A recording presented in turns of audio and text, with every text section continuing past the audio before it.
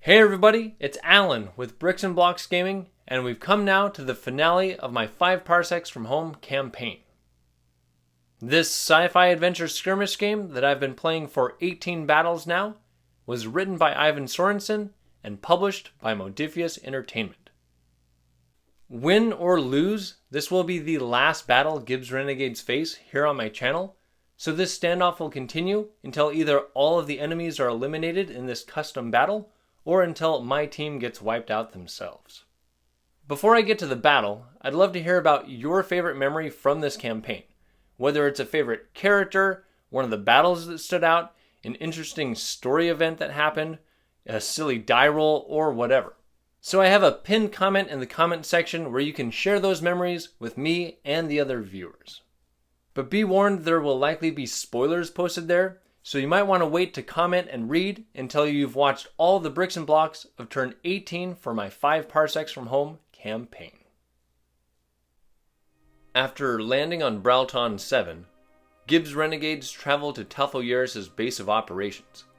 Sniper fire had forced the team to split up, but after Danik's intense shoot-off with Talfo himself, and as the rest of the crew was able to disperse a few mercenaries and some powered-up mutant bugs, the team regrouped and are now headed into the headquarters of their adversary to put an end to Talfo and finally destroy all chances of anyone else using the data that started this journey to create more mutant warriors. At the start of this turn, since 18 is divisible by 3, I gain a bonus story point. I thought about skipping this and just kind of letting the dice decide what happens here for this final battle, but I figured I'll go ahead and give myself this point, but I'll reserve it just for something that seems like it's really epic for the story. Taking a look at the steps here, we can skip the invasion part. We're not traveling, so no starship event or new world event. For upkeep, I have to pay 2 credits this turn because everybody's out of sickbay, and then for assigning crew tasks, it seems a little silly to do most of these different tasks because narratively my crew is supposed to be jumping right into this next battle after leaving the last battlefield.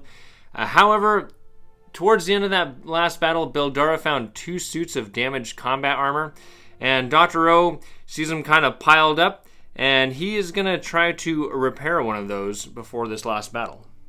So he's got his +3 savvy, and I'm saying he can't use his repair bot because that's back on Tess. And with a total of 8, he repairs one of those and goes ahead and puts it on. I could have someone try to repair the other suit of combat armor, but everybody else is already either wearing combat armor or stealth gear, which counts as armor. So really, I think the only thing else I'm going to do is I have to send someone on a decoy mission to make sure I don't end up encountering the one unknown rival that I've had for about half of this campaign. So Charlie will do that, and I'll just go ahead and skip all these crew tasks so we can move quickly towards the battle. This will be a custom battle, so I'll be skipping the deployment conditions and the notable sites. And for the mission objective, in this battle I'll be facing off against Talfo and all 3 of his named goons, as well as some mutants that they've created. Gibbs Renegades currently have no patrons here on Bralton 7, but they still have an unknown rival that's been following them for about half the campaign, and 3 rumors they aren't going to be using. They're down to 8 credits after paying their upkeep, and have just the 1 story point they added this turn. And the crew has made some minor changes to their equipment from the last battle. Captain Danik Krell has 2 experience points after adding a 2nd point of luck, and is still wearing one of the crew's 4 suits of combat armor, has the nerve adjuster implanted, and is carrying one of the team's 3 screen generators, the plasma rifle, and his hand cannon. But he's ditched his marksman's rifle as they've headed indoors, and grabbed the auto rifle the crew looted from the last battle. Rhett has an AI companion implant, and is wearing stealth gear and carrying a screen generator, a grapple gun, a blade, the Klingfire pistol with the quality sight, and his auto rifle with the bipod. However, he's dumped the seeker sight as he hasn't found it to be too useful. He has 2 experience points after increasing his toughness to 4. Dr. O saw the equipment the team dropped outside Talfo's base and decided to change his loadout. He's shed his lab coat in favor of one of the suits of combat armor Beldara stumbled across, and picked up Danik's marksman's rifle and fitted it with Rhett's seeker sight, giving him a bonus to shoot if he doesn't move that round. He's left his infantry laser and flex armor, but still has the shell gun and his hand laser with a shock attachment. He's also carrying his insta-wall and displacer, and has a boosted leg implant, which increases both his speed and his dashing ability by 1 inch each. He's sitting at 2 experience points after increasing his toughness to 4.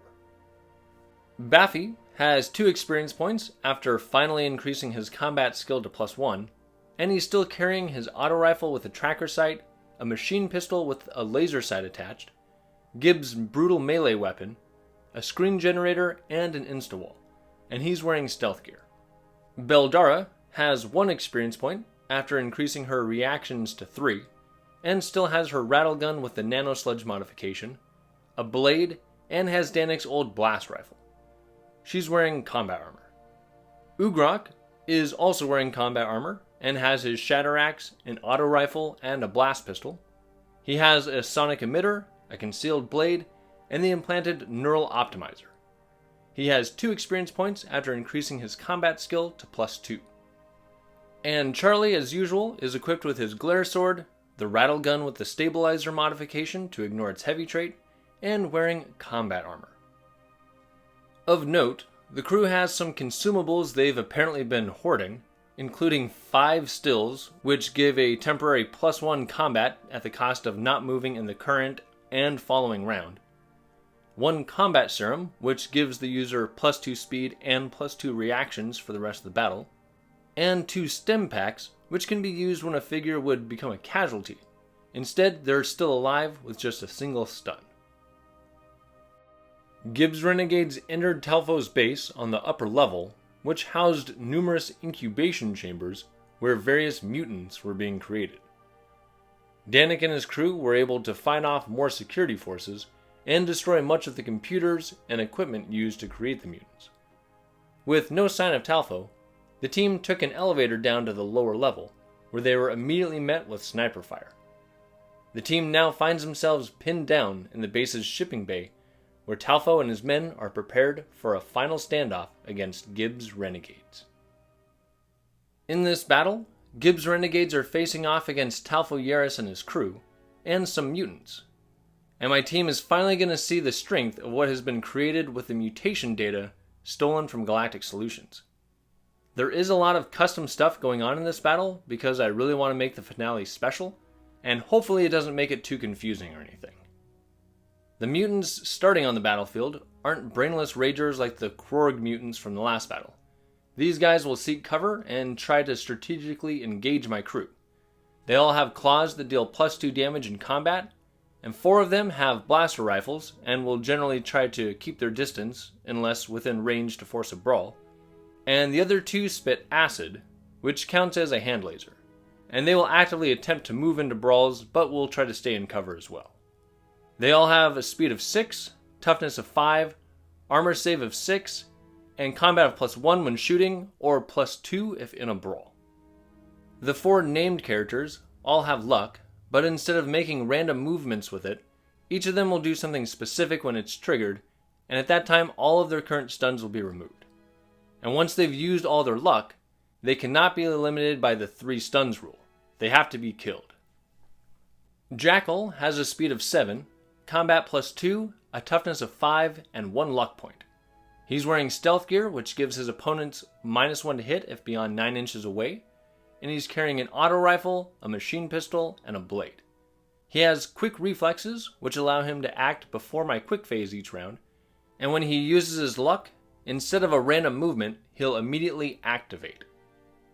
Kazi has a speed of 5, combat +2, toughness of 5, and 1 luck. He's equipped with combat armor, giving him an armor save of 5+, a rattle gun, and power claws. When he uses his point of luck, he'll be immune to stuns for the rest of the battle, and I'll randomly determine whether he'll make a 10-inch charge toward the nearest member of my crew, or if he'll fall back, in which case he'll temporarily leave the battlefield and show up inside one of the 2 main buildings at the start of the following round's enemy phase. Central has a speed of 6, combat +1, toughness of 4, and 1 luck. He's equipped with a needle rifle, a blade, and a screen generator, giving him a save of 5+. When he uses his point of luck, he'll make an immediate move falling back 10 inches, and will continue moving toward a device at the back of the battlefield. And Talfo has a speed of 6, combat +2, toughness of 5, and 2 points of luck. He's equipped with his custom hunting rifle with a stabilizer and range of 36 inches, a blast pistol, a glare sword, and with an oddly flexible looking suit of combat armor. When Talfo uses his first point of luck, he'll temporarily leave the battlefield and show up at the start of the next round's enemy phase somewhere at a long distance where he has a clear shot at a random member of my crew. And I'll explain later what will happen when he uses his second point of luck. Taking a look at the front of the battlefield, I've got my team set up over here, having just exited this elevator, and then some easy to spot enemies from this angle are Kazi hanging out right up here, and then Talfo up here in this sniper nest. And then coming around the left side of the table, they've got one of their brawling focused mutants here, and then behind this rock outcropping, Central's here with his needle rifle. There's one of the mutants with a blaster rifle, and another one up here with a blaster rifle. And then continuing around the back side of the table, onto the other side, they have a blaster rifle wielding mutant here, as well as down here. Jackal is down here, and then their brawling focus mutant is down here at the base of this staircase. For special features for this battlefield, there's a couple of ski bikes located. One's right over here. And with these, since it's a little hard to get around this battlefield with all the water and raised terrain, if one of my guys gets to one of these and uses a combat action, they can use those jet skis to just go straight across the water where they're at to quickly navigate to the other side. I don't know if I'll actually use those, but at least it's an option. And then for Talfo, for at least the first 2 rounds, instead of activating like normal, he's going to be in snapfire mode, and he'll shoot at the first one of my crew members that pops into his view. And then by the 3rd round, if he hasn't snap fired by the time he activates, then he will activate like normal for the rest of the game. Since this is the final battle of my campaign, I won't be doing a post-game wrap-up. So if any of my guys should fall in combat, I'm going to immediately roll up their survival roll, and I won't be allowing luck points to save them from potential death. And to make things even deadlier, if one of my guys is taken out by one of the unique individuals of Talfo's crew, I'll be subtracting 20 from that survival roll to make this a very important and potentially very deadly battle for Gibbs Renegades. Once again, I'll be skipping my opportunity to seize the initiative, and I'll be going right to reaction rolls. And I can use the 3s and the 4s. And actually, it doesn't really matter how I use those reaction dice, because I'm going to have all my guys wait for the slow phase to kind of see what the enemy does. So Jackal would actually get to act before my guys, but we'll go ahead and go to him and the enemies. And Jackal is simply going to run this way. He could move further on his dash, but he'll move just to there to start to move into position. This mutant here can move and dash right up over to here. There's one down here underneath this railing, and it can go a total of 8 inches on a dash to this position. And this one up here, it's going to kind of move around and step into this building a little bit, so it's got some good cover. And then moving around to the other side of the table, this mutant here behind this crate is going to move and dash around this way. And then going further around to the back side, Central is going to move and dash right up over to here. This mutant can move and dash over here by this staircase. And this one up here is going to kind of move around and seek refuge behind this wall for now. And then Kazi is going to hold his position, and Talfo, of course, is in Snapfire mode as we go to my slow phase. I'll have Ugrok activate first, and he's going to use a free action to consume the combat serum we have, which will increase his speed and reactions both by +2. And then he is going to attempt to move and dash 8 inches up here, but as soon as he comes out into the open, Talfo Yeris is going to fire his hunting rifle down here at him. He needs a 5 to hit, and he has a +2 combat aiming, but rolling a 4, that misses. So with that, Ugrok is able to finish his movement up next to this dumpster for cover. Danik can move and dash 8 inches, which will put him right over here. And then Dr. O, who's got that cybernetic leg implant, is able to get up here on 6 inches. And with that marksman's rifle he picked up, he's going to attempt to take out Talfo. Even though Dr. O is a lot more prepared for battle, he still has a combat of +0, so he needs a 6. But he hits that, and with a marksman's rifle, that is a critical hit, so that scores 2 hits. That 3 causes a stun, but that 6 gets past his toughness of 5. He does have his combat armor save of 5+, which he doesn't save. Well, that was really unexpected to have Talfo need to use his first point of luck on the first round, especially after taking a shot from Dr. O. And so, with his first point of luck, he temporarily leaves the battlefield, but he'll be showing up somewhere on the board next round during the enemy phase. And now for the rest of my team, Baffy can move and dash 9 inches, which will allow him to come all the way down here by this crate, where he's got decent cover. Charlie is going to move 6 inches kind of around this corner on a dash. Beldara is going to move over this direction, right to that corner. And then Rhett is going to make use of his grapple launcher to just simply launch up to the top of this and then dash 2 inches over here next to Dr. O. And I won't be making any panic rolls this battle, so we'll roll up reactions for the next round. And I can use the 1s, the 3, and the 4. I'll give the 4 to Danik, the 1s to Dr. O and Rhett, and the 3 to Baffy. But before they can go, Jackal gets to activate. And in 5 parsecs, everything's supposed to be climbable at a normal move rate, but I usually make everything go at kind of a half rate. Even still, that would use up 4 of Jackal's inches to move there, and then the last 3 to move over to here. And from right there, he can see down to Rhett and Dr. O.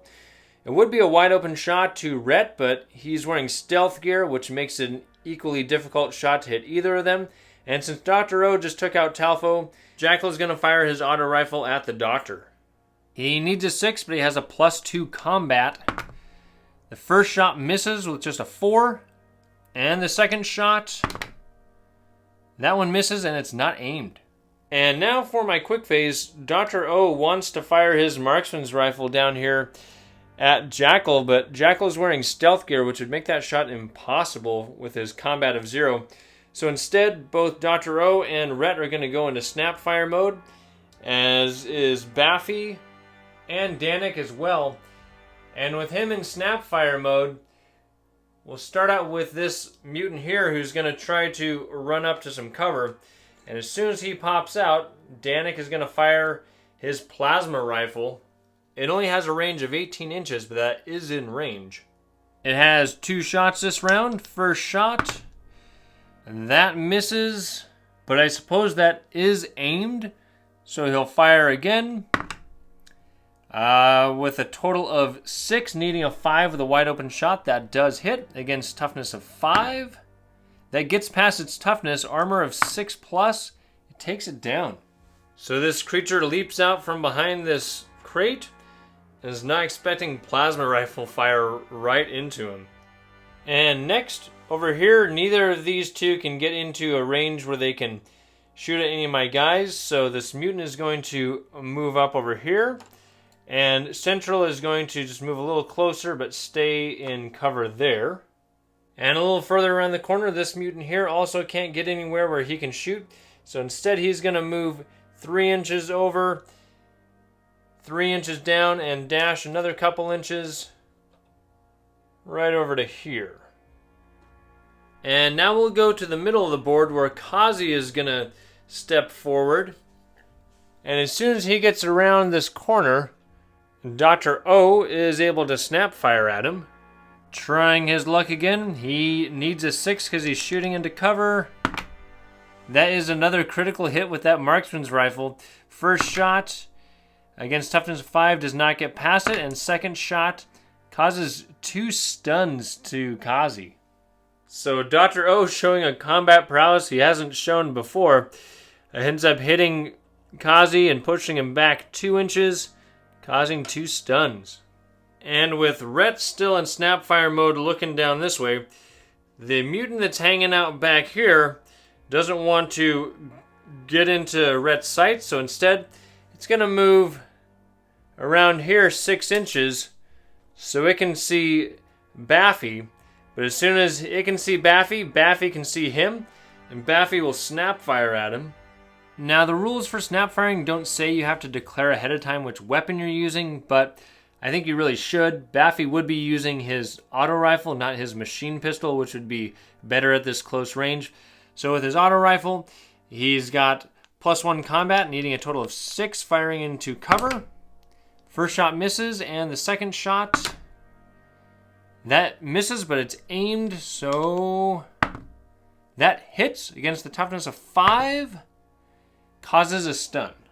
So Baffy was expecting something coming from him the other way. Here's something, turns around and just hip fires, which pushes this guy back and gives him a stun. And next, this mutant here is going to run behind these stairs 6 inches over to here, where he can see Charlie down here and fire his blast rifle at him. These guys have +1 combat when shooting, and this is a wide open shot, so he only needs a 5 total. But with a 4, he misses. My guys are getting lucky here. And next we'll go to this one here in this building. He can move out 6 inches. And taking him off his base plate, he can clip on right there, and he can see Charlie down here for another wide open shot. So needing a 5 with his +1. That hits. Blast rifles deal +1 damage. Charlie's toughness is 5. That gets past his toughness. Charlie has his robot armor save plus his combat armor save at 4+. And that is not good. And I almost forgot, I need to make an immediate survival roll on the robot chart here for Charlie. 83. And an 83 is just a few dents, so that blaster rifle shot must have knocked Charlie's sensory system offline, and so he just goes into emergency shutdown mode for the rest of the battle. And in this enemy phase, Talfo is going to show back up, and he's going to be in direct line of sight to one of my guys, so we'll go Danik, Baffy, Dr. O, Rhett, Beldara, and then Ugrok. So he will be in view of Dr. O. And I guess that's fitting that he's going after Dr. O, since that's who shot him a moment ago. And my plan was to put him somewhere where he'd have a wide open line of sight at the target, but there's nowhere for him to get that without kind of putting himself in a dangerous spot. So instead, he's going to show up right inside this window here of this building. And from right there, he's going to take a shot at Dr. O. He needs a 6 to hit. He's got a +2 combat. Single shot. That hits with a total of 6.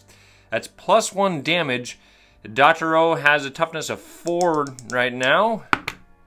That gets past his toughness. He is wearing that suit of combat armor. It doesn't stop the blast, though. Dr. O is my only character on the board without any luck. However, I do have 2 stem packs, which will negate the casualty and just cause a stun instead. It doesn't say it will push them back, but I'm going to treat that as pushing them back, as if they were normally stunned, it's not far enough to take any fall damage. He's at 1 stun. And then going to my slow phase, I'm going to start with having Rhett hop down here. And he's going to fire his auto rifle down here at this mutant in cover. +2 combat, needing a total of 6. First shot misses. That's not aimed. And the second shot, that one hits. Against the toughness of 5, causes a stun. So that thing is pushed back an inch and given a stun marker. And then I'll come back around to the front of the board where Ugrok is able to move around here where he's in cover. And from where he is, he's going to fire his auto rifle at this guy. And Ugrok now has a combat of +2. So shooting into cover, needing a total of 6. He hits on the first shot against toughness of 5. That lands. Armor save of 6. Gets past the armor.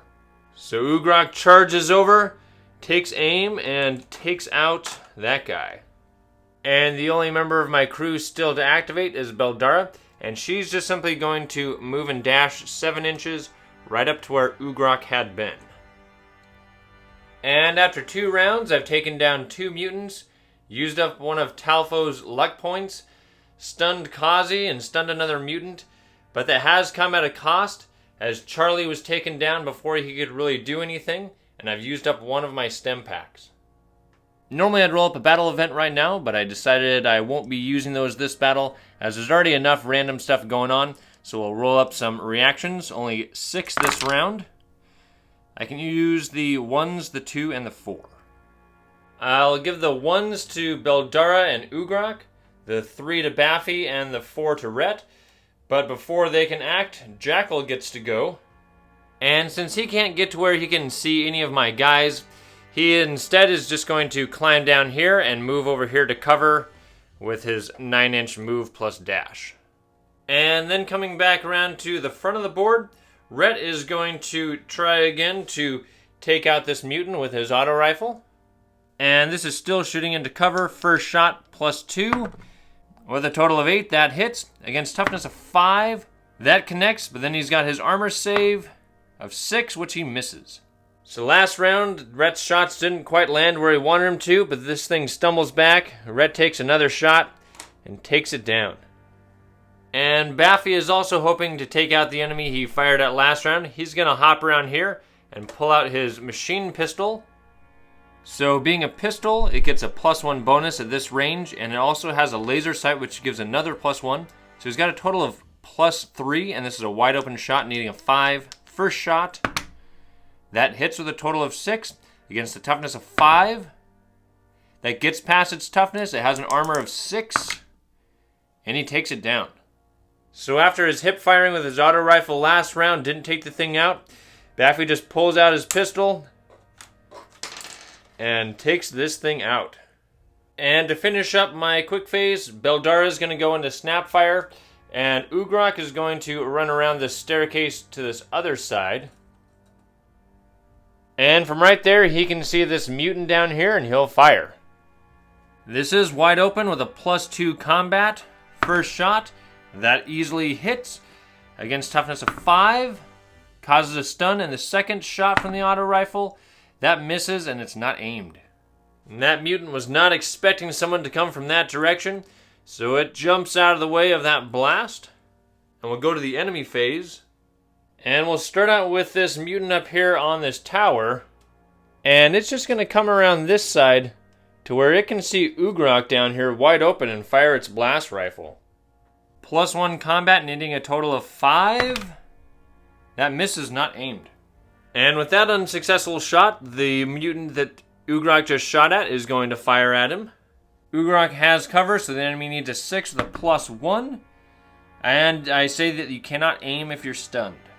And now to go to the middle of the board, I'm going to remove the roofs from these buildings. And Kazi with his stuns is going to move inside here to cover and go down to 1 stun. And in the other building, Talfo Yeris is going to move over to this doorway. And from here, he can see Ugrok down there, and he'll fire his hunting rifle. Single shot with his +2 combat into cover, needing a 6. That misses. And the last enemy to go is Central. And while he's not much of a combatant, he's also not stupid, so he's not going to run out where Beldara is snap firing with her rattle gun. And so instead we'll go to my slow phase, starting with Beldara. She is going to just kind of move around here. And from right there, she can see this guy, and she'll fire her rattle gun at him. Shooting into cover, she needs a 6 with her +2 combat. First shot, that one hits against toughness of 5. Well, that hits on the first shot. We'll check its armor save on a 6. She blasts him off that cliff. So Beldara runs out hip firing, hoping something will hit its target, and first shot takes that guy down. And then to finish up my slow phase, Dr. O is just going to move over here and get rid of his stun. And then Danik, he's just going to start charging towards the enemy. He's going to run 8 inches on a dash out to here. And my team seems to be in the driver's seat. There's only one mutant left, but all of the unique individuals still have a point of luck. And I'm going to say going forward in this battle, since my team is trying to just get at Talfo and his team, I won't be able to do any more snap firing this battle, as my guys want to just charge towards the enemy. Reactions for the next round.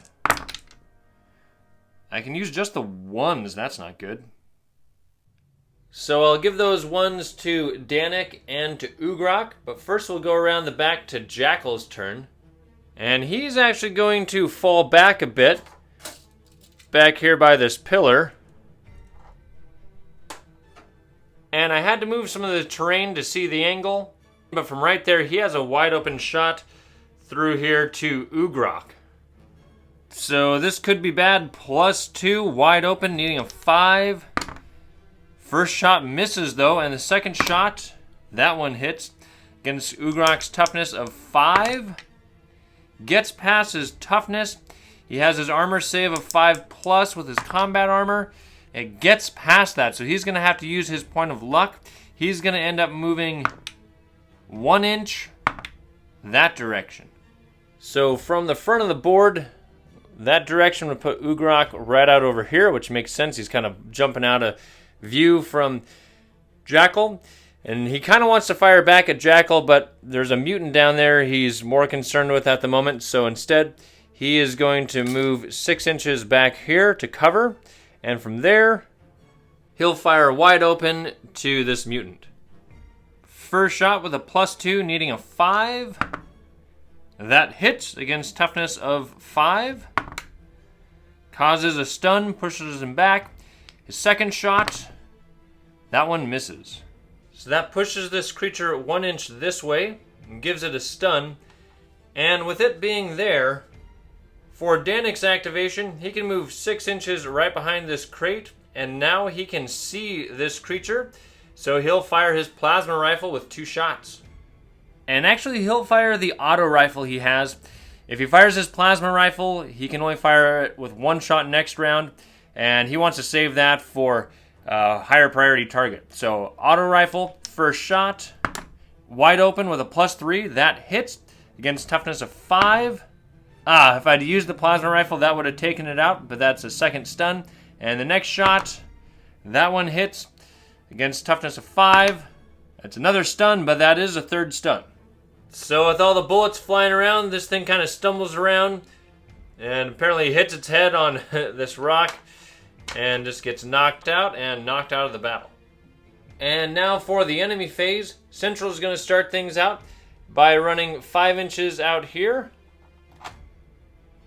where this thing was, and he will fire his needle rifle at Danik. And needle rifle has only 1 shot, but a natural 6 is a critical, and it is piercing, so it ignores combat armor. So the shot with a +1, needing a 6 into cover, that misses. And with that miss, we go to Kazi over here. He is not going to do anything. He's just going to get rid of his last stun so he can move into a better position next round. And then Talfo, he can't see anybody from where he is or from where he can get to, so he's going to reposition himself right outside this building. And now we'll go to my slow phase, where I'll start out with having Baffy move around the side He's just gonna step over this thing's body, and from this corner, he can see Jackal down here, and he'll fire his auto rifle. That's actually wide open from right there. Jackal does have stealth gear, which gives the attacker -1 combat. So Baffy needs a straight up 5 or higher to hit with this. First shot misses, and the second shot also misses. And continuing the action over here, Rhett wants to move into a good spot to do something, but he doesn't want to end up out in the open, so he's just going to move forward a little bit to get ready for next round. And Dr. O wants to get into a good position to use his shell gun, but can't do that without putting himself out in the middle of nowhere. So he's just going to move 6 inches over to here, taking cover there. And then for Beldara, she's going to move right over here and fire her rattle gun at Central. Firing into cover, she needs a 6 with a 2+ combat. First shot hits against his toughness of 4. Gets past his toughness. He has a screen generator with a save of 5+, but takes him down. And Central apparently is rethinking his life choices, because after that, he uses his luck point to move 10 inches towards this back corner, apparently retreating. Reactions for the next round? I can use everything but the 5. So I'll assign the 3 to Danik, the 2s to Beldara and Ugrok, and the 1s to Rhett and Baffy. But first, Jackal down here is going to go. And he is simply going to move behind this pillar some more where he's got cover. And he is going to fire at Baffy. Since Baffy's wearing stealth gear, Jackal only gets a +1 bonus to this, needing a total of 6. First shot hits against Baffy's toughness of only 3. That gets past his toughness. He has an armor save of 5+ with his screen generator, but he's going to have to use his point of luck. And he'll be moving 1 inch that direction. So that's not good. Baffy lunges this way to avoid that, and now Jackal has his second shot wide open. So now he only needs a 5 with his +1. That hits against Baffy's toughness of 3. Gets past his toughness. His screen generator saves on a 5+, and it doesn't protect him. So Baffy just gets hit by a barrage of bullets, quickly uses a stem pack to stay alive. He ends up stunned, and now I'll go to my quick phase, and he's going to start out with just ducking back behind this container and getting rid of his stun. And also over here, we'll go ahead and have Rhett. He is going to move and dash right over here, hugging up against this container. And then Ugrok is going to choose to do nothing in the quick phase and wait for the slow phase. And Beldara is going to move and dash 7 inches over here by this ladder. And lastly, for my quick phase, Danik is going to move and dash right up here behind these barrels. And then moving around here to this side, Talfo up here is going to move and dash down these stairs, a total of 8 inches, which will put him right over here. And then Central, he is going to move and dash underneath this staircase, a total of 10 inches to right here. And on the other side of the table, Kazi's getting tired of just hiding. He has no stuns left. He's going to move right over here. He can't see anybody, but he's going to get into position to shoot somebody next round. And that is, of course, assuming Ugrok doesn't kill him first. Ugrok is going to run out here, kicking this mutant out of the way. And from right there, he's going to fire his auto rifle up there. Kazi does have cover from this shot, so Ugrok needs a 6 with his +2. First shot with his auto rifle hits against Kazi's toughness of 5. Causes a stun, pushes him back an inch, but he's still within view, so he'll fire his second shot. That one hits, toughness of 5, causes a second stun. So Kazi is getting riddled with these stuns. Once he uses his luck point, I said he would be immune to stuns, but he can still get stunned right now. And lastly, we'll have Dr. O go With his cybernetic leg, he gets a +1 to his speed and to dashing, so he can go a total of 9 inches. He's just going to run up here next to this little pillar and take cover there. We'll roll up reactions for the next round. I can use the 1, the 2, and the 3s. So I'll give the 3s to Danik and Rhett, and the 1 to Beldara, and the 2 to Ugrok. But first, Jackal gets to go. And he's worried about having a Kieran warrior come charging after him. So he is going to move back a bit, right behind this.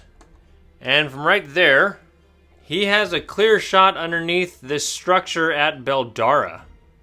His ability to act before my quick phase is really giving me some troubles.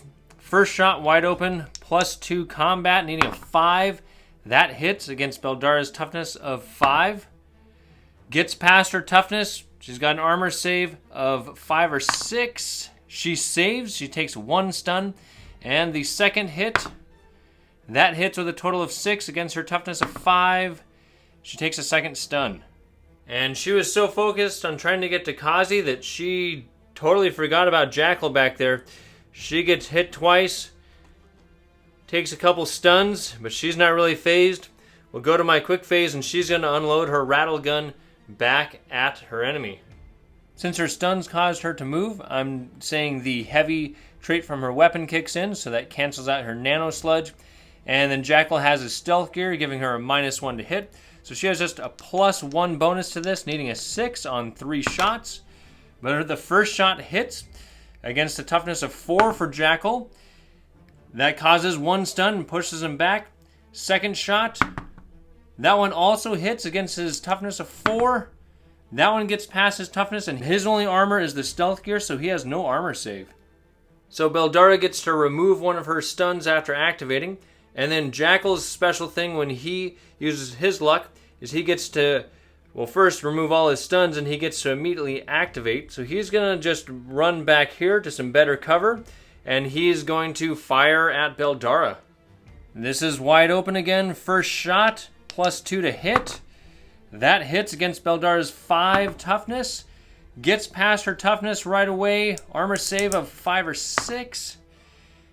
She takes a hit. She has a point of luck. She is going to end up moving 2 inches that direction. So that ends up putting her right over here. She still has her 1 point of stun, and now there's too much going on underneath this that Jackal actually can't see her to fire his second shot. And with that, only Rhett and Danik still have luck remaining on my team. We'll go ahead and go to Rhett, who is just simply going to move right up here, 5 inches climbing, and then he is going to fire his auto rifle at Kazi in there. Kazi's sitting at 2 stuns, so Rhett just needs to cause a 3rd stun. He's got a +2 to hit, shooting into cover, needing a total of 6. That misses, and for the second shot, that one also misses. And I guess that means it's up to Ugrok. He can move 8 inches right now, so that is enough for him to run up here and get into a brawl with Kazi. And Kazi pulls out his claws against Ugrok's Shatter Axe. Kazi would normally have a +4 with his combat and his weapon, but he's got 2 stuns, so he's sitting at +2. Ugrok, however, does still have his total of +4, and Ugrok wins that with a 10 to a 5, and that 6 causes 2 hits. So against Kazi's toughness of 5 with +3 damage, both of those beat his toughness. He's got to make 2 armor saves on 5+. He only makes 1 of them, so his axe gets past his armor, and Kazi has to use his luck. Now, when Kazi uses his luck, I said earlier that I would roll randomly to determine if he'd fall back somewhere to do some shooting, or if he would charge into combat. But it seems only fitting that he would just simply stay in this combat, as he hasn't had any luck really shooting his rattle gun. So his stuns go away, he uses his luck, and he is going to start a brawl with Ugrok. So this time around, both of these characters have +4 to their roll. Let's see what happens. And they end up tying with a 6 to a 6. I have 1 story point, and this seems like a fitting time to use it. We'll go ahead and re-roll this die to see if we can get something higher than a 2. Which we do. That 6 causes 2 hits. The Shatter Axe deals +3 damage against Kazi's toughness of 5. And both those hits land their mark. We got armor saves against those on a 5+. He doesn't save against either of them. And after you win a brawl, you're allowed to move. So the rest of the team sees Ugrok run up here. They hear a lot of clashing and noises and things. They're not sure what is happening. But Ugrok wins. And they all know when he comes walking back outside. And last to activate here in my quick phase is Danik. And he is going to move 6 inches over here, where he can see Talfo down here, and he'll fire his plasma rifle. And he fired his auto rifle last turn, so he does get 2 shots with this. +3 combat, shooting into cover, needing a 6. That hits with a 6 against Talfo's toughness of 5. With a +1 damage, that pushes him back and causes 1 stun. And the second shot, that misses with just a 5. So Talfo's pushed back 1 inch. He is stunned, but I won't put the marker on because that'll be gone after he activates. And he is going to use his 1 action to fire back at Danik. And that is a +2 combat, needing a total of 6. That ends up hitting. Danik has a toughness of 5. And he blocks out with his toughness. Now normally that would cause a stun, but he has a nerve adjuster. So on a 5+, he does not take a stun. However, the nerve adjuster doesn't work and he is stunned. So these two just exchange bullet fire. Danik goes back and gets a stun. And lastly, for the enemy phase, we've got Central over here. So he's been moving 10 inches each round, and he's coming over here to where there's these 2 incubation chambers. And he pushes some buttons on these things. The tops open up, and some new mutants are going to be flying out of there. These winged mutants have a speed of 8, and with their ability to fly, they can travel over water or straight up onto raised terrain. They have a combat of 1, a toughness of only 4 because they're lighter weight so they can fly, but they do have an armor save of 6. And they can spit acid through their snouts, which counts as a shotgun per the book, which is 2 shots at +1 damage with a 12-inch range. And they'll activate in the next enemy phase. And now we'll go back to the front of the board to finish up my slow phase. Dr. O is actually going to go swimming.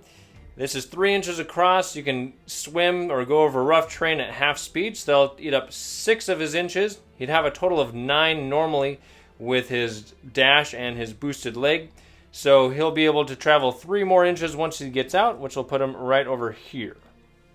And then last to go is Baffy. He can move 9 inches on a dash. So he's just going to charge down this direction, staying kind of behind some of this terrain. Reactions for the next round? I can use everything there. I'm not going to bother saying how I'm assigning those, but every character on my team could get one of those to act in the quick phase. But first we'll go to Jackal back here. And the only way he can get to one of my guys to shoot at them is to climb up here. He'll be behind this little rail. And then he can see Beldara right back there. And he'll fire his auto rifle. She does have cover standing behind that ladder. So +2, needing a total of 6. First shot. Hits. Against Beldara's toughness of 5. Causes a second stun. And the next shot, that one misses. So Beldara gets pushed back an inch and goes to 2 stuns. Living dangerously close to death here. And now for my quick phase, I'm going to start with having Ugrok run out of this building to right here. That puts him right out in the open, but he's now within 9 inches of Jackal, so that negates his stealth gear. Ugrok's location with the high ground gives him a pretty clear shot at Jackal, so I'm saying no cover for this. He's got a +2 combat, needing a 5 first shot. That hits against toughness of 5. Causes 1 stun. That's not enough to push Jackal off the edge. So now for the second shot. That one hits against the toughness of 5. A second stun. So that first shot pushes him to the edge, and second shot pushes him over and gives him 2 stuns. And Baffy over here would also like to get into position to take a shot at him. But if he doesn't take him down, then Baffy's going to be in real trouble kind of being exposed. So instead, he's going to run and dash 9 inches over here to try to flank Jackal next round. And Rhett can't get into a position to really do anything, so he's going to move 3 inches to the edge of this, jump down, and then move and dash a few more inches right over to here. And then moving around to the front, Beldara is simply going to move and climb up this ladder. She can get to right about here, and she'll be down to 1 stun. And from there, we'll move down to Danik, and he is going to fire again down at Talfo, this time with his auto rifle. +3 combat, needing a 6 total. Misses, not aimed because he's stunned, and the second shot, that one hits against toughness of 5. Kind of funny how that landed. That just causes a stun. So Danik is no longer stunned, but Talfo is pushed back an inch and given a stun. And then we'll go to Dr. O. He could run in front of Danik and fire his marksman's rifle at Talfo, but he's not a really good shot. So I think he's better off just trying to get into a better position here and maybe using his shell gun for something. So he's going to move and dash 9 inches over to here. So now we'll go over to the enemy phase, and we'll start out with Talfo firing his hunting rifle down at Danik. +2, needing a 6, and that misses. So with that, Talfo's stun goes away, and then we'll go over here to these incubation chambers, and these 2 flying mutant bugs can both move 10 inches out of here. This one will move over here, and this one will move this direction. Both of them seeking some cover.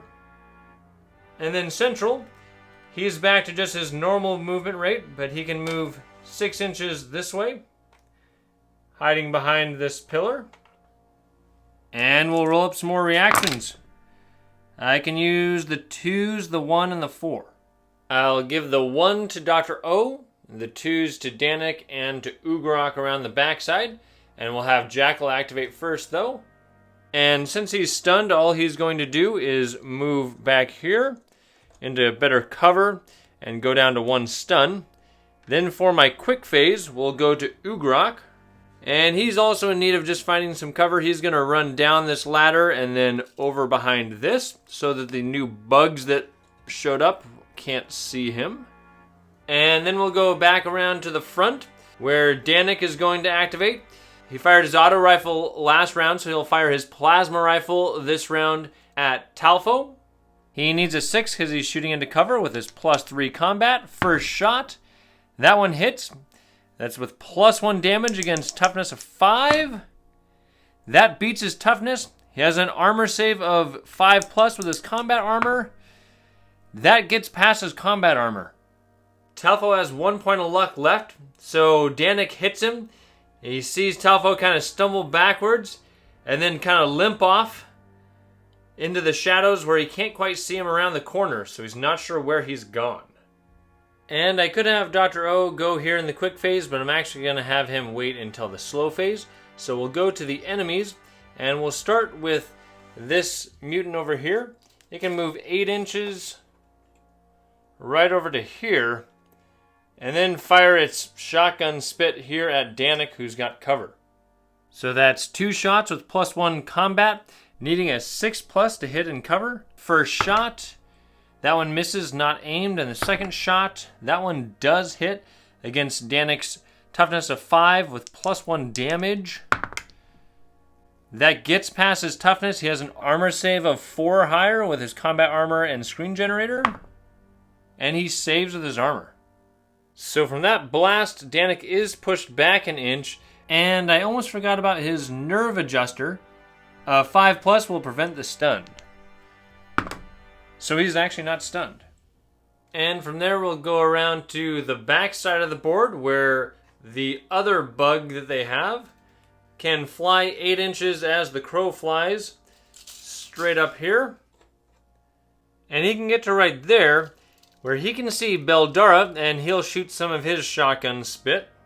So same thing, shooting into cover with a +1, needing a total of 6 or higher. First shot misses, and the second shot, that one also misses. And to finish the enemy phase, Central is going to run 2 inches over to this ladder, 3 inches up, and then he'll have 3 more inches to run over this direction, trying to hug up against that wall. And then we're going to go to the slow phase where Beldara is going to fire her rattle gun back at this guy. She is stunned, so she can't aim, but she didn't move, so the nano sludge kicks in, giving her a total of +3, shooting into cover, needing a 6. First shot, that hits against the toughness of 4, causes a stun. Second shot, that one hits, toughness of 4, a second stun. And for the third shot, that one misses. So Beldara is no longer stunned after those shots. This thing, however, is pushed back 2 inches right by the edge here and given 2 stuns. And now we'll keep moving around the back side of this board to this other corner to where Baffy is over here.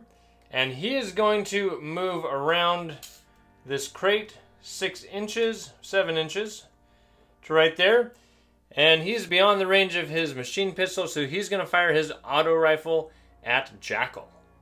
So he's shooting into cover and needs a 6 to hit with his +1 combat. First shot, that misses, and the second shot, unfortunately, misses as well. And that will, unfortunately, leave Baffy in a position where he can get shot at by Jackal next round. But we'll go ahead and go to Rhett.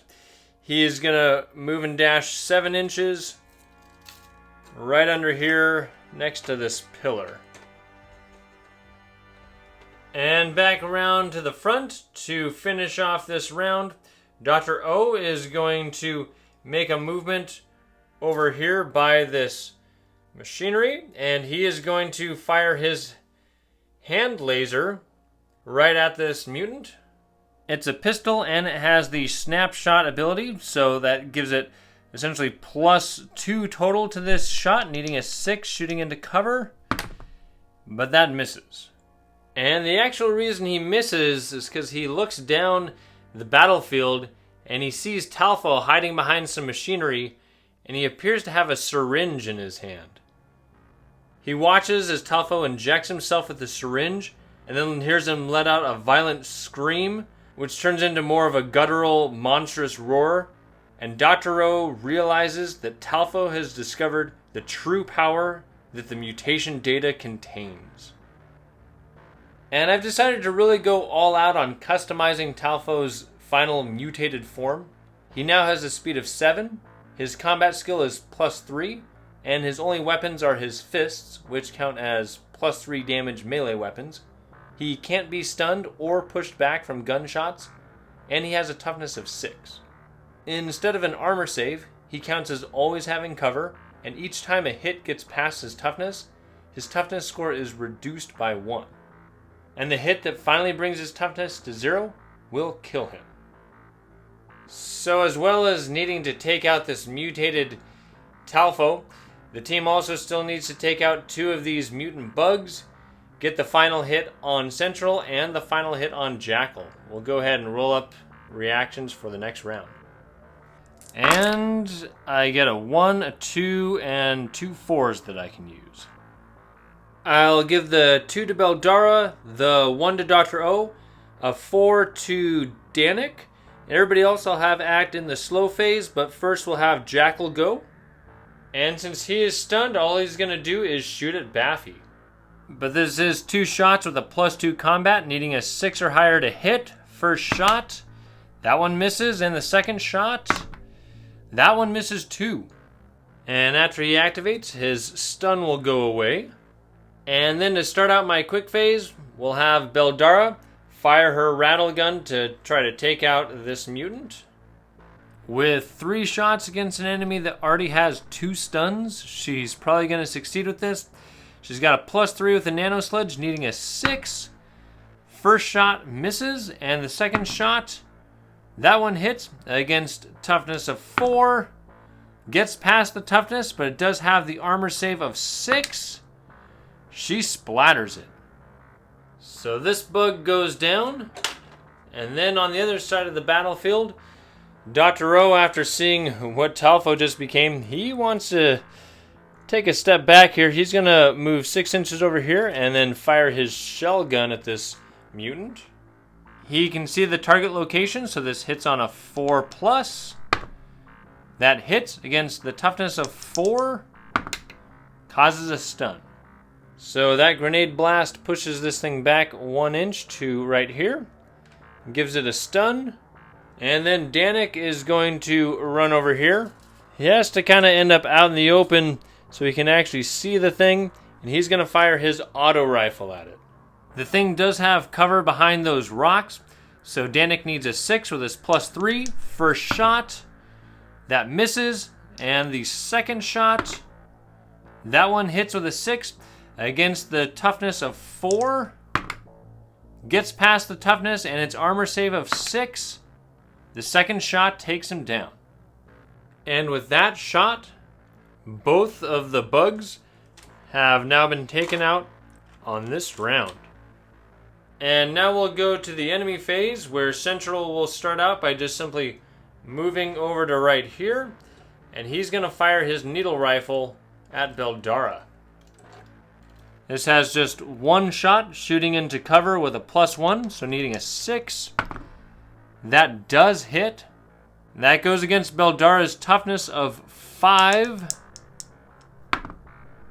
Luckily that didn't get past her toughness because it has the piercing trait, which would have ignored her armor. And the pushback from that stun is actually going to knock her off of this from that angle. That is more than 3 inches, which is enough to cause a falling hit. So that is damage +0 against her toughness of 5. That gets past her toughness. Will her armor save her on a 5 or 6? It does. So she falls off and lands hard on her shoulder, but luckily not on her neck. And she ends up with a second stun from that fall. And now we'll move back to Mutant Talfo back there. And with his move of 7 and dash of 2, he can go a total of 9 inches, which will get him right up over here.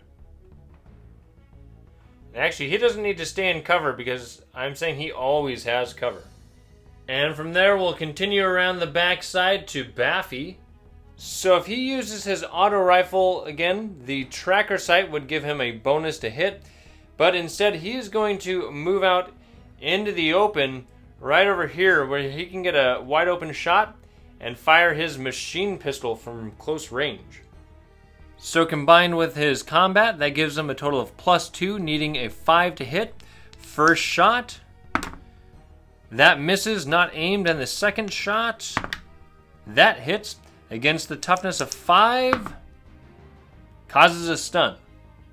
So Jackal is pushed back 1 inch, and I'm not going to bother putting his stun token on there because Ugrok is going to charge into battle, which would get rid of that stun, but also give Ugrok a +1 to his brawl roll for a total of +5 with his axe and his combat against Jackal's +4 for his combat and his blade. And with that, Ugrok does win with a total of 11 to 10, but with these being 6s, they both automatically inflict a hit. So Jackal takes 2 hits, but Ugrok still takes 1. For Jackal, he has a toughness of 5 with a +3 damage. He's taken out with that one. And then for Ugrok, he has a toughness of 5, and the blade does have +1 damage. That gets past his toughness, and he has his armor save of 5+.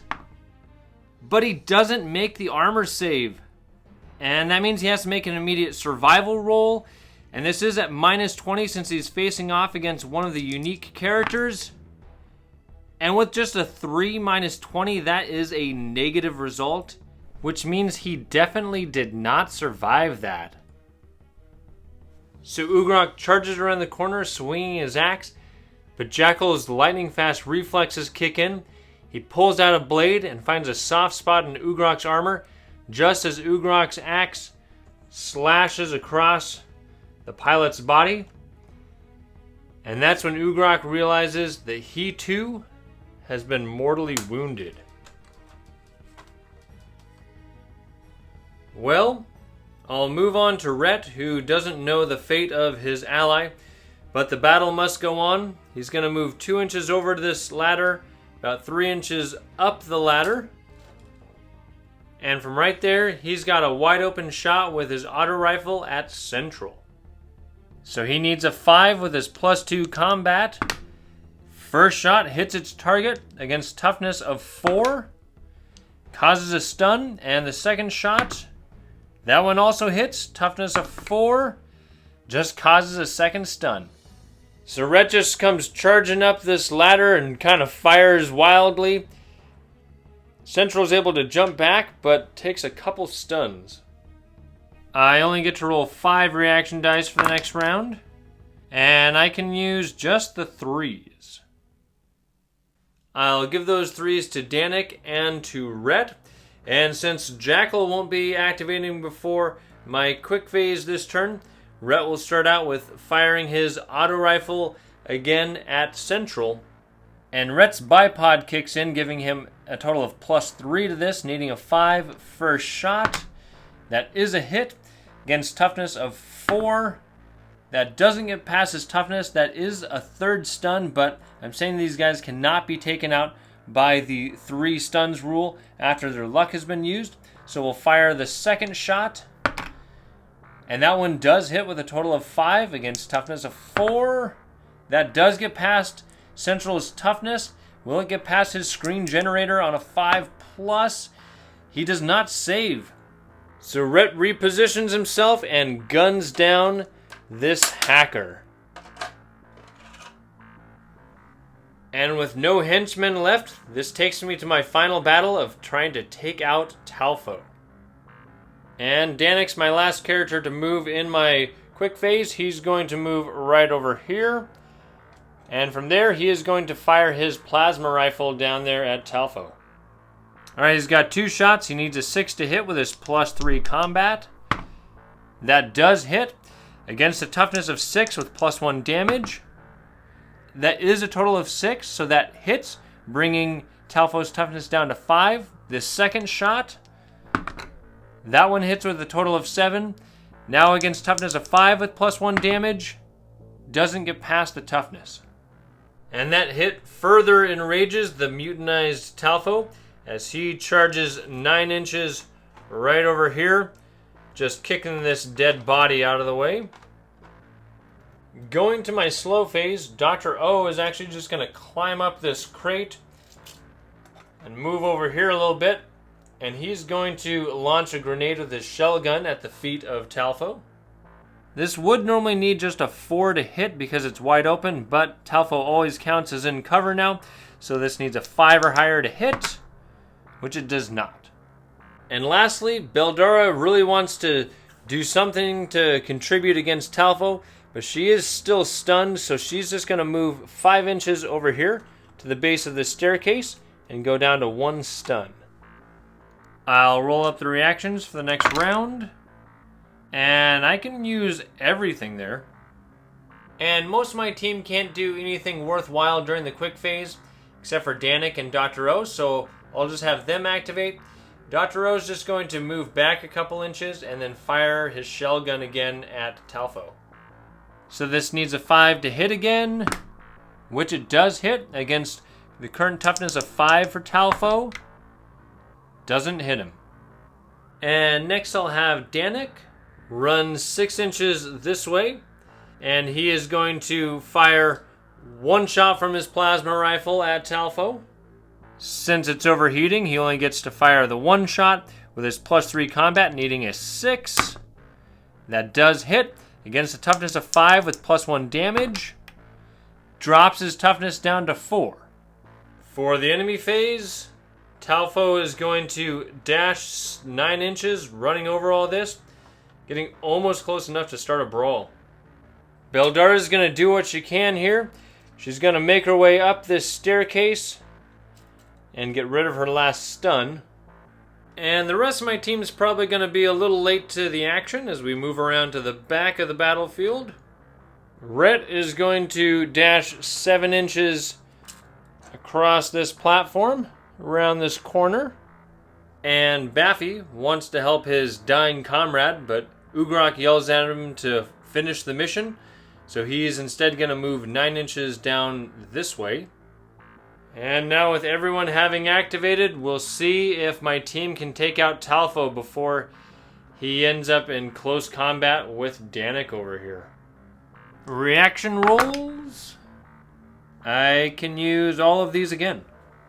But I'll just give the 1 to the Doctor and 3s to Danik and Beldara here for my quick phase. Beldara is going to start out by running 5 inches over here, where she can get a shot down at Talfo with her rattle gun. The nano sludge is cancelled because she moved, so she has a +2, needing a 6. First shot. Misses. Second shot. Also misses, not aimed, and the third shot. She hits with that one. Talfo's toughness is 4 currently, and takes him down to 3 toughness.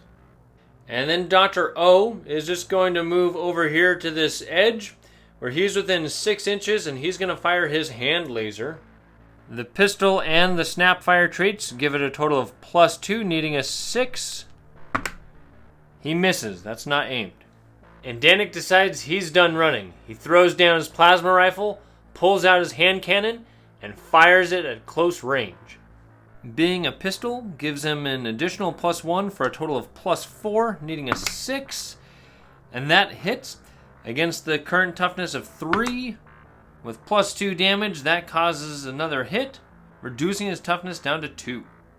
However, their former ally still stands, and he charges into a brawl against Danik. They both have +3 combat, but Danik has just a pistol, giving him a total of 4, and Talfo's fists give him a +2, so +5 against +4.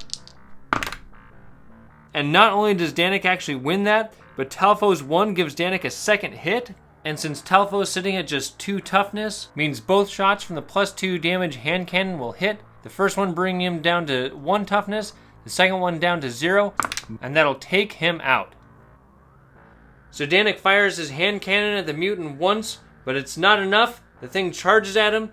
Danik lands a second shot with his hand cannon, and Talfo Yeris, all his henchmen, and all their plans have been ended. As Danik lands the kill shot on Talfo, he hears Baffy yell out that Ugrok has been hit. As Dr. O goes to check on Charlie, the rest of the crew gathers around Ugrok, who's bleeding out from the stab that got through his armor. Danik tells the Kirin the battle is won, all the research data will be destroyed soon, and their objectives will be complete.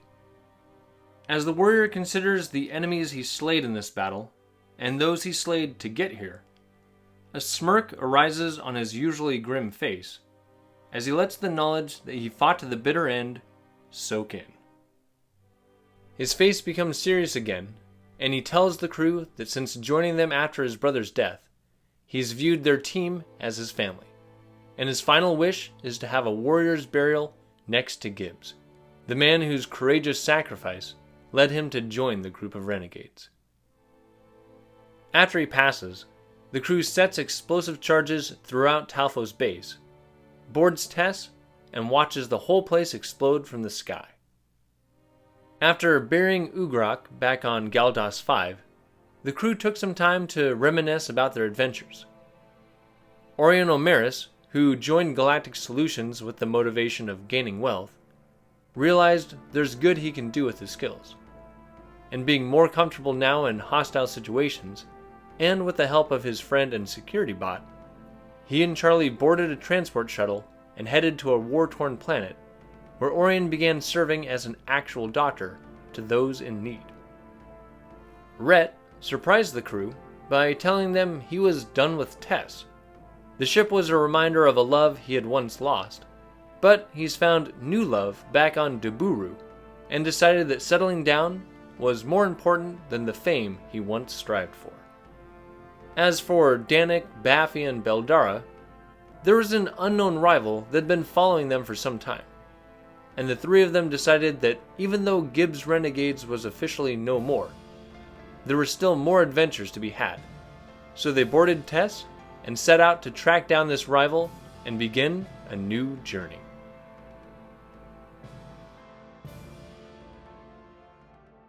Well, this wraps up my 5 Parsecs from Home campaign. As I mentioned earlier, be sure to share your favorite memory of this adventure under the pinned comment below. This campaign has been a total blast. I've enjoyed playing the battles, creating the narrative to go along with all the dice rolls, and seeing the characters develop as the story goes on. And it's been great sharing this adventure with all of you viewers. If you've enjoyed this campaign, the biggest compliment you could give me would be to share my videos with your friends. I hope I've inspired some of you to purchase a copy of 5 Parsecs from Home for yourself and to start a new campaign, possibly with your kid, your significant other, a buddy, or just solo. I'm Alan with Bricks and Blocks Gaming. I want to thank you so much for watching. Play well.